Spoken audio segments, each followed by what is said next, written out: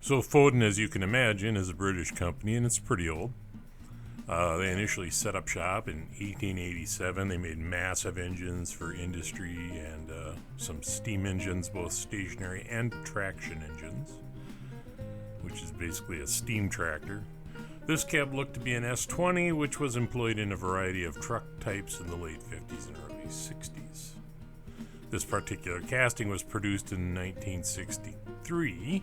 It's pretty clear that the headlights, bumper, and grille were not painted. This only occurred in 63 and 64.